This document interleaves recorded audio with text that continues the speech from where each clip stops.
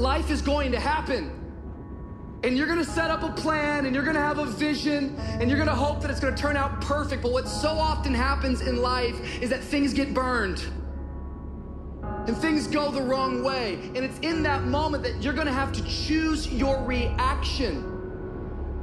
You have a choice to make. Do you have the right reaction, or do you have the wrong reaction? Some of us were tempted, I'll just lay here and it will pass over me. I'm telling you, you will be in a vicious cycle forever. You have to get up. Some of you have been knocked out by life, and you got up and saw the blood. He hit me. Sometimes in life, you have to hit back. Recycle your pain. Get something from it. You already in pain. Use it. Do something with it. Allow it to take you to the next level. Allow your pain to push you to greatness. What's your why? You need a why. Why do you need a why? Because some days you're going to say, I don't want to get up. But that why is going to say, I'll push yourself. Get up. Your mama needs you. Your daddy needs you. Your children need you. Get up. Your why is going to push you when you can't push yourself. When you want to quit and give up, your why is going to give you that edge you need, that advantage you need, that lift that you need to get to the next level. Your why. You better go inside. You still looking outside for the stuff that's already inside. You still looking for someone to save you when you already your superhero. You looking for some information from somebody when you already got what you need in your head. It's just time for you to get up and be the best version of you. As you're going through your go-through and you ready to quit, you ready to give in because it don't look like you think it should look. You've been doing it for 5 years and it don't look like you think. You put all your money in it. You put all your time in it. People looking at you crazy. 5 years you've invested. Oh, you have absolutely nothing to do with what happened to you. It's not your fault. You got knocked on the ground. You had absolutely nothing to do with that. And I'm not blaming you for that. But if I come back a week later, you still on the ground. That's your fault. If I come back a year later, you still on the ground, that's your fault. If you get knocked down, there's nothing you can do about it. But getting back up has every single thing to do with you. And you will promise me that from this day forward, you will not be defeated. Why do you keep crying? Why me, God? Why did I get MS? Why did I get cancer? Why did my mama die? Why did I get fired? Do you understand? Listen, you got put through that because what that does, that tension produces greatness.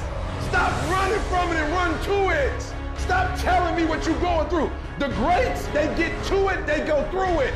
And the harder it is, the better. Now listen to me. I don't care if you're sick. I don't care what you're going through. If you're not dead, he ain't through with you yet. As long as you're waking up, you still in the game. As long as you're alive, you can still make it happen. As long as that breath in your nostrils move, you still in the game. You still can win. Now get your butt up. I don't need you thinking about it no more. You're doing too much thinking. You're analyzing too much. You're talking yourself out of it. I don't know if this is going to work. I tried and it didn't work. I just need you to keep moving. I need you to make up in your mind that the only way you can lose is if you quit. And I just need you to keep going. Get emotional if you must. Cry if you must. Get it out. But get your butt back up after you finish crying and put a time limit on the crying. You say, Coach, I need 30 minutes. Don't take it. But when you come back after that 31 minutes, you better grind. Because if you don't, you'll be stuck at that adversity for the rest of your life. And some of you are not successful because every single time you run up against a trial, every time you run up against a tribulation, you stop and you cut off beast mode. And what I'm here to tell you is, if you tell that thing, I'm here just like you here, and I promise you, I ain't leaving without the degree. I will not leave without that goal. I will not leave without that dream. I will not leave this university until I'm successful. I will not leave this job. I will not leave this client. I will not leave this opportunity until I get it. What will you do with your pain? Will you let it break you, or will you let it redefine you?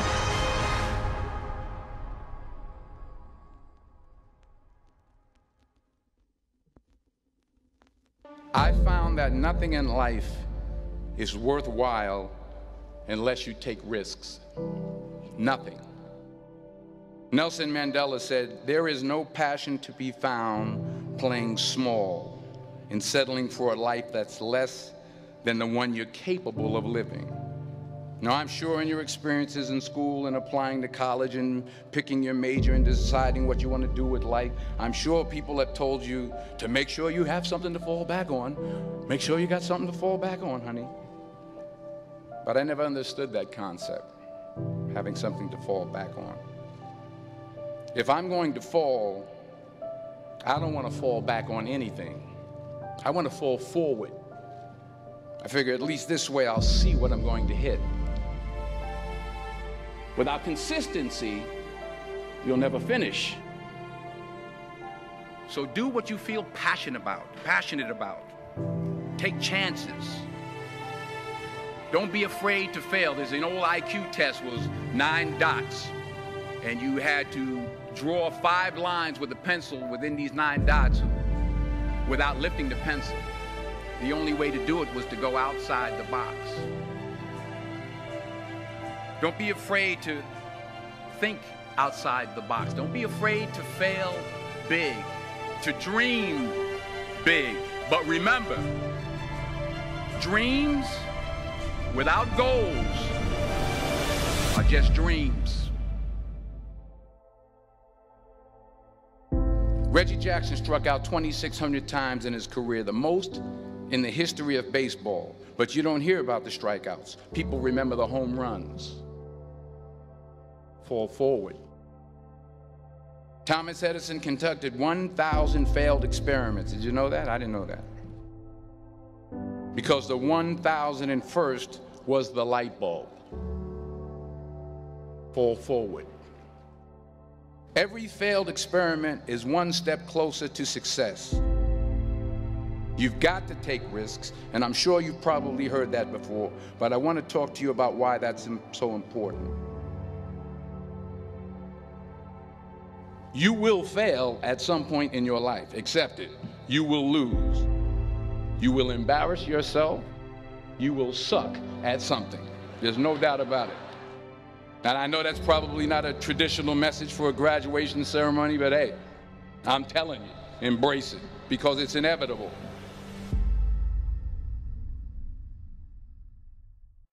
In the acting business, you fail all the time. Early on in my career, I auditioned for a part in a Broadway musical. Perfect role for me, I thought, except for the fact that I can't sing. I didn't get the job.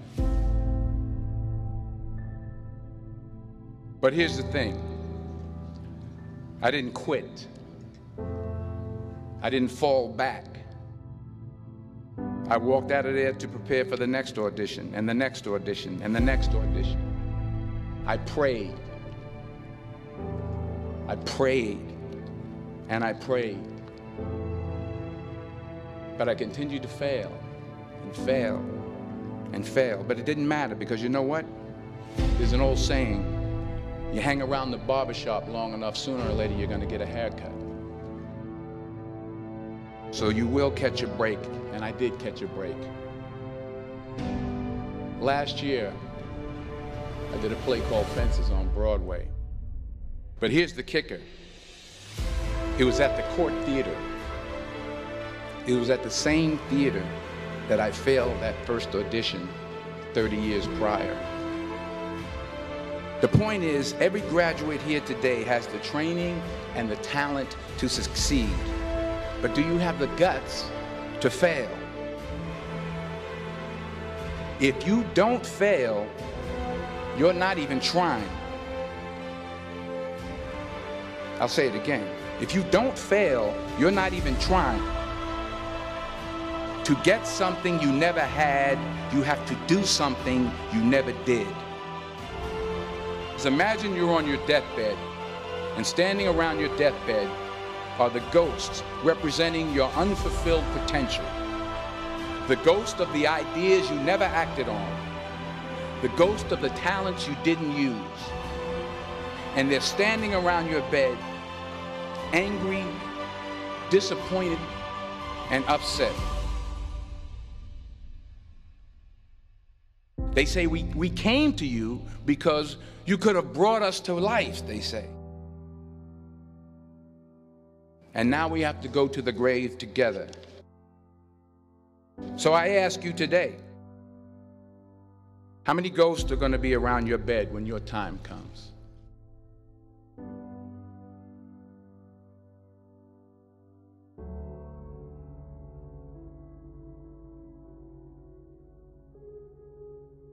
I just got back from South Africa. It's a beautiful country, but there are places there with terrible poverty that need help.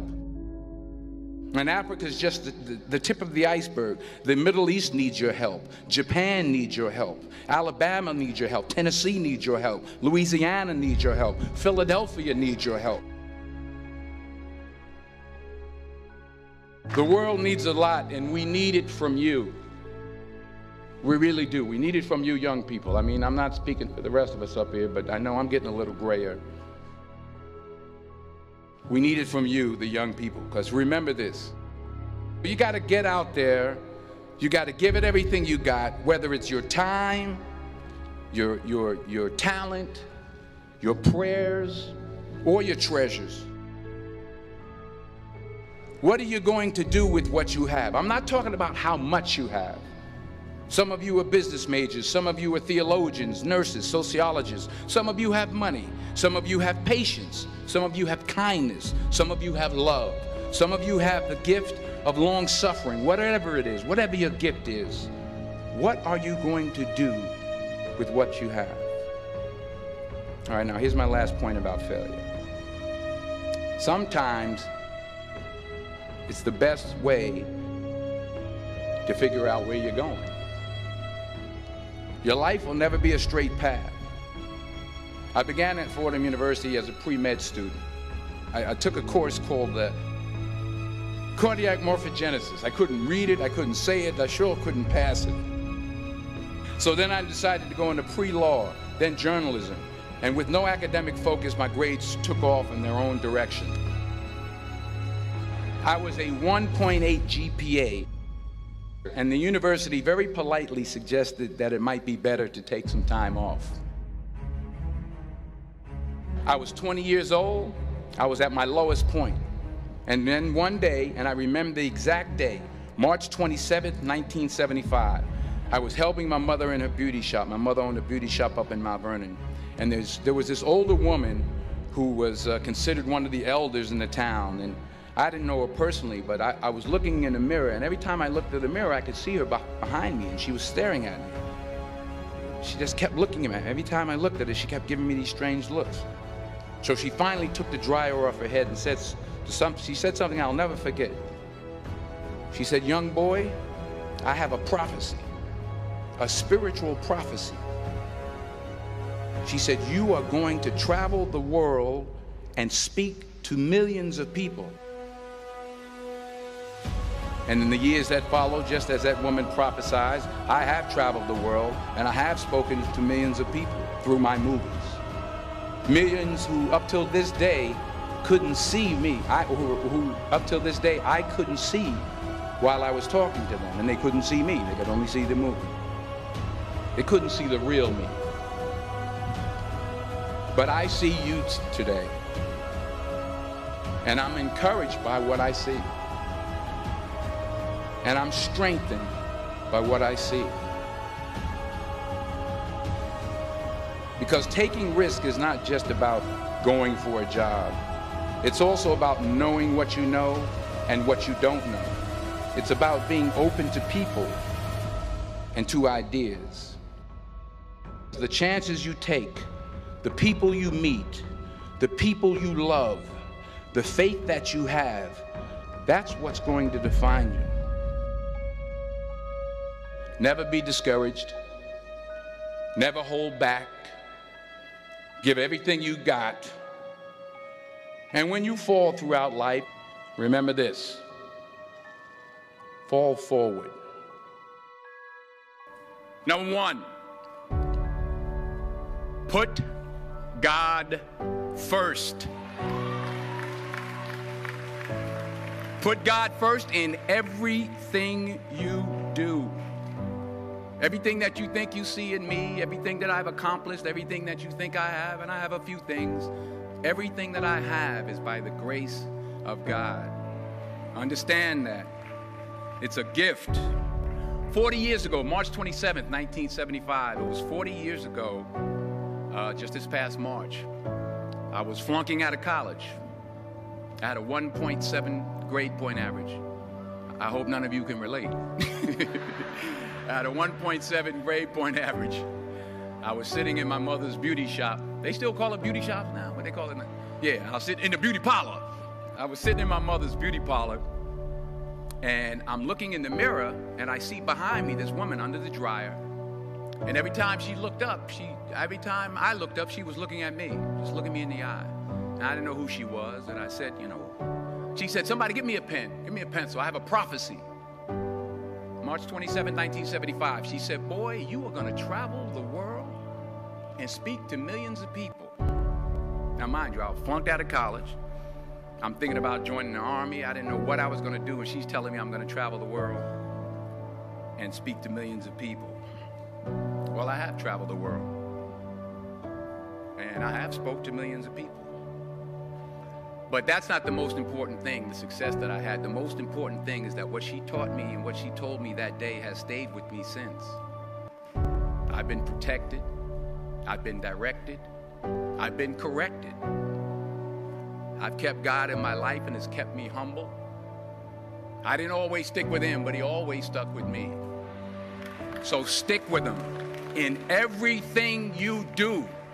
If you think you want to do what you think I've done, then do what I've done and stick with God. Number 2, fail big. That's right. Fail big.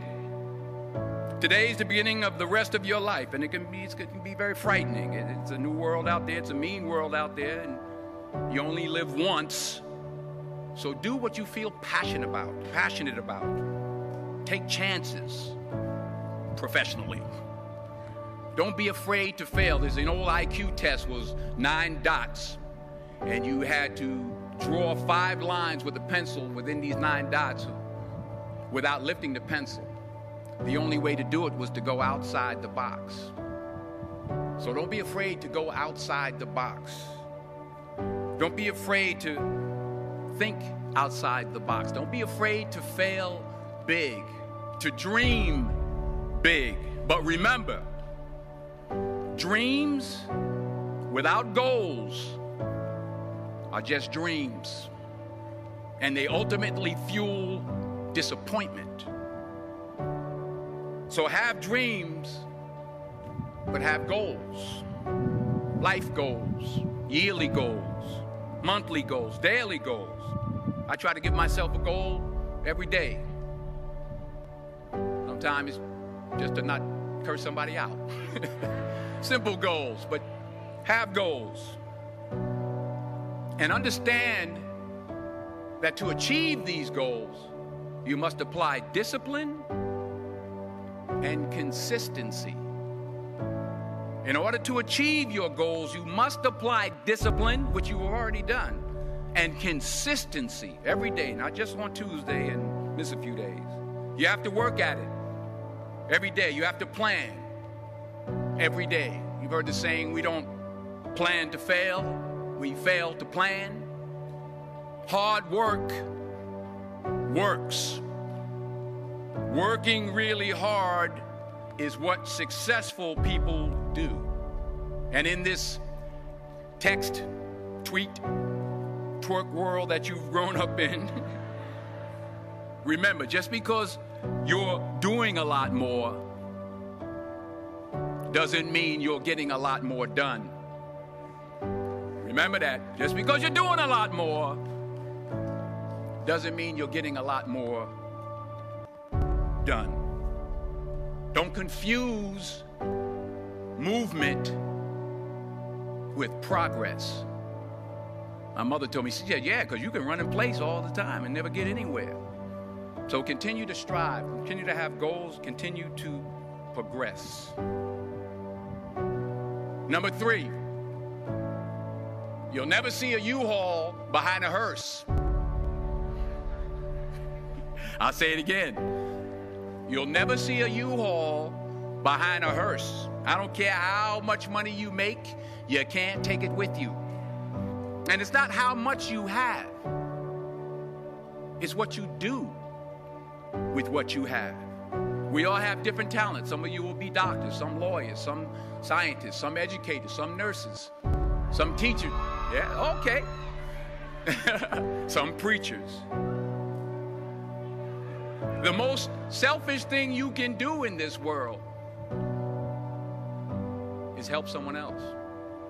Why is it selfish? Because the gratification, the goodness that comes to you, the good feeling that I get from helping others, nothing's better than that. Not jewelry, not big house I have, not the cars, but it's the joy. That's where the joy is, in helping others. That's where the success is. Finally, I pray that you put your slippers way under the bed tonight, so that when you wake up in the morning, you have to get on your knees to reach them. And while you're down there, say thank you for grace. Thank you for mercy. Thank you for understanding. Thank you for wisdom. Thank you for parents. Thank you for love. Thank you for kindness. Thank you for humility. Thank you for peace. Thank you for prosperity. Say thank you in advance for what's already yours. That's how I live my life. That's why I am, one of the reasons why I am today. Say thank you in advance for what is already yours. True desire in the heart for anything good is God's proof to you, sent beforehand to indicate that it's yours already. I'll say it again. True desire in the heart, that itch that you have, whatever it is you want to do, that thing that you want to do to help others and to grow and to make money, that desire, that itch, that's God's proof to you, sent beforehand already to indicate that it's yours. And anything you want good, you can have. So claim it. Work hard to get it. When you get it, reach back. Pull someone else up. Each one, teach one. Don't just aspire to make a living. Aspire to make a difference.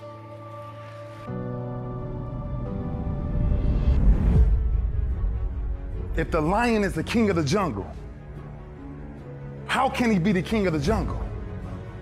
If he's not the biggest, the elephant is probably one of the biggest. He can't be the fastest because that's a cheetah. He can't be the smartest. So he's not the biggest, the fastest, or the smartest. So how does a lion become the king of the jungle? His mentality. That's the only difference of a lion and an elephant. When a lion walks up and sees an elephant, he thinks lunch. An elephant thinks run. And it's all mentality. Because when a male lion walks up, he may be outnumbered by a pack of hyenas, but I'm king of my jungle because of my mentality. What happens when you're a gazelle and you're not being pushed, you're not being prodded, you're not given a reward, nobody's encouraging you? What happens when you're a gazelle and the lion's not chasing you anymore? You stop running. But what happens when you're a lion? When you are a lion, it does not make a difference. You realize that if your family is going to eat, that if that pack of lions is to survive, then you gotta go hunt. A part of being a beast just ain't eating a gazelle. A part of being a beast is the hunt.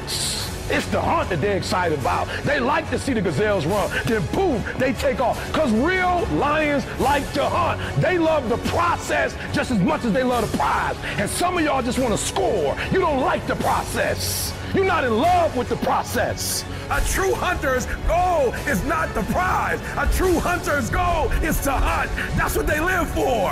They live to hunt. They don't just live to catch it. It's the whole process. When you are a true hunter, you don't go by time, you go by the gazelle. When you are a true hunter, you hunt until you get a gazelle, and you don't stop until you get one. And then you get another, and then you get another, and you get another. If you're gonna do what you say you're gonna do, be what you say you're gonna be, you're gonna have to lion me out.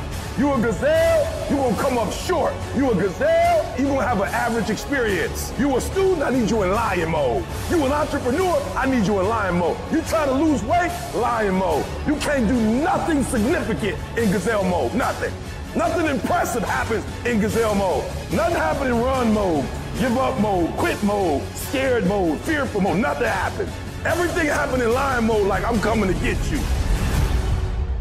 You really want me on the team. What's your approach to recruiting?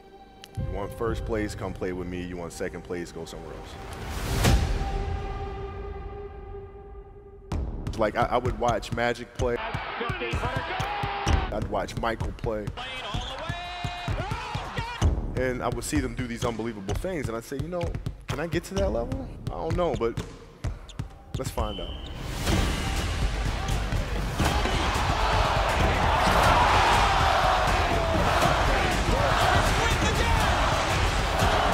That's why he's the best player in the game. Everything was done to try to learn how to become a better basketball player. Everything, everything. And so when you have that point of view, then literally the world becomes your library to help you to become better at your craft. So because you know what you want, the world's giving you exactly the information you need to become better at it. Because you know what you're looking for. So many guys tell stories about your work ethic. Yeah. What was really your work ethic like, and for how long did you stay disciplined? Well, I mean, every day. I mean, since, you know, for 20 years. I mean, it was an everyday process, and trying to figure out strengths and weaknesses. For example, jumping ability. Man, my vertical was a 40, it wasn't a 46 or a 45. My hands are big, but they're not massive. Right? So you got to figure out ways to strengthen them so your hands are strong enough to be able to palm a ball and do the things that you need to do. Quickness, I was quick, but not insanely quick. I was fast, but not ridiculously fast. Right? So I had to rely on skill a lot more. I had to rely on angles a lot more. I had to study the game a lot more. And, but I enjoyed it though. So like from the time I can remember when I started watching the game, I studied the game and it just never changed. It's a good separation for me, you know, emotionally, to be able to put myself in a place where at practice or when I'm training or during games, I switch my mind to something else. I switch my mode into something else, right? For me, it's the equivalent of Maximus Decimus Meridius in Gladiator picking up the dirt, smelling the dirt. It's go time, right? So that was my mental switch. It was like an actor getting ready for a film. You got to put yourself in that cage. When you're in that cage, you are that character. And then when you leave there, it's something completely different. But when I'm in that cage, bro, don't touch me, don't talk to me. Just leave me alone. How did you get mentally and emotionally so strong where it doesn't bother you?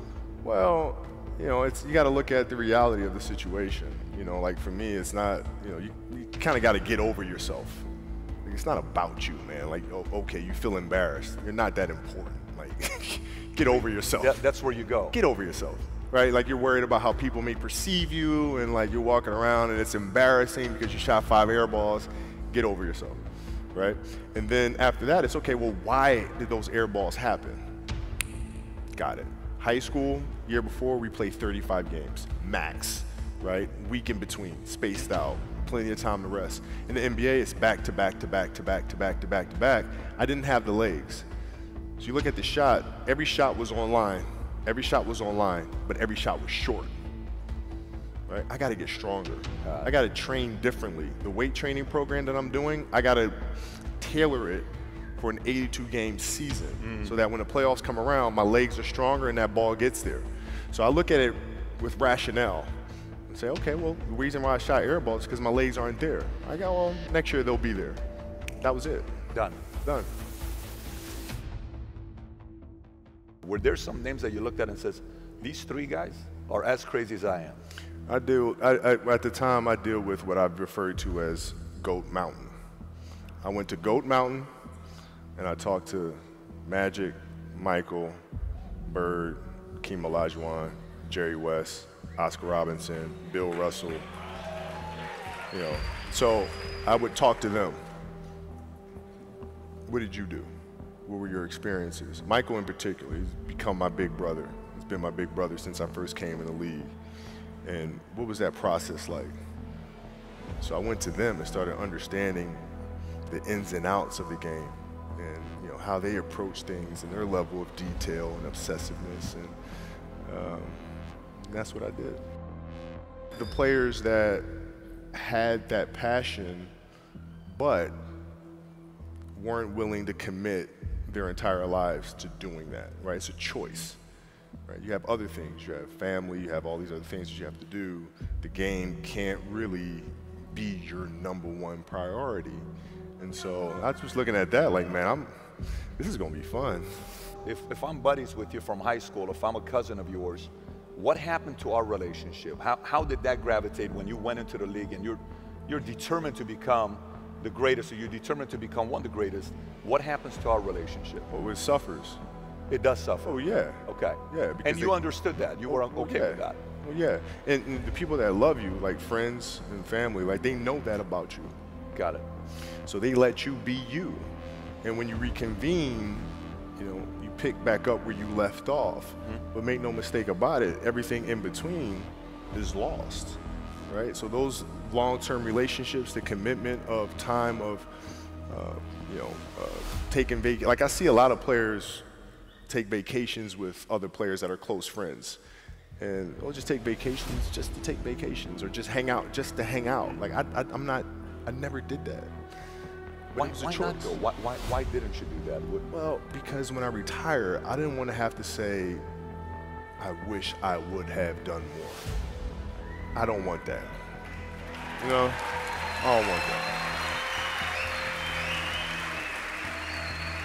You know, you got a lot of people paying their hard-earned money to come watch you perform. Perform. It's your job to be in shape. It's your job to be strong enough to perform at that level every single night. And as a competitor, I'm not ducking shit. Like, it's not, oh my God, my back hurts, I'm sore, we got to play Vince Carter and Toronto Raptors tonight. We actually had this happen. We had a game against Toronto in 2000, and Vince was tearing the league up. My back was jacked. But like the perception of that, like what? Kobe's missing the game against Toronto and Vince Carter because man, my back was really spasming. But people will be like, what? Oh, he's ducking Vince. Excuse me? No, I don't think so. So I would be in the layup line like, okay, there's a lot of days where you can rest and recover. Today ain't one of them. Your back can bother you any other day. That shit ain't bothering me today.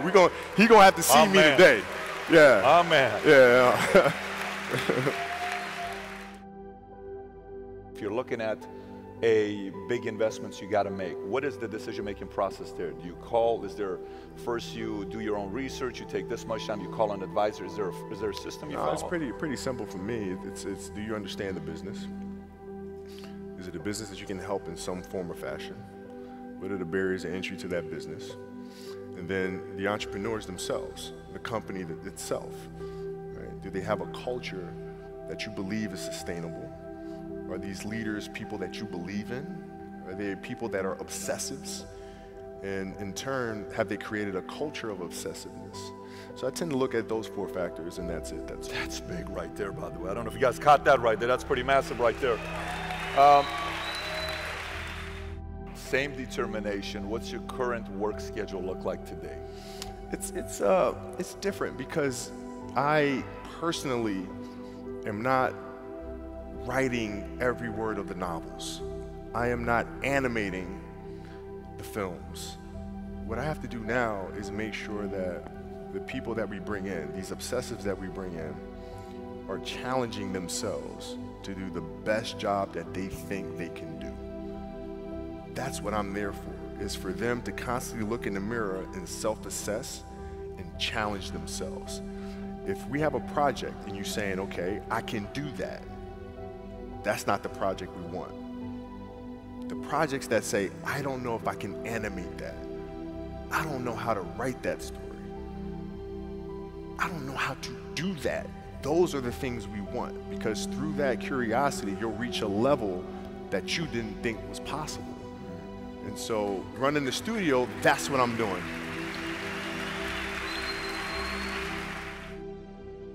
You're playing against the Golden State Warriors. Score is 107-109. You guys are close to getting into the playoffs.